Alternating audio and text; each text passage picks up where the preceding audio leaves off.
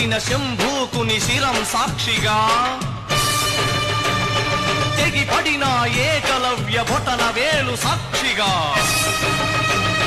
ముంతల చీపురుల మన దీనగతం సాక్షిగా ప్రశ్నించిన ప్రతి చోట మహారక్త క్షేత్రం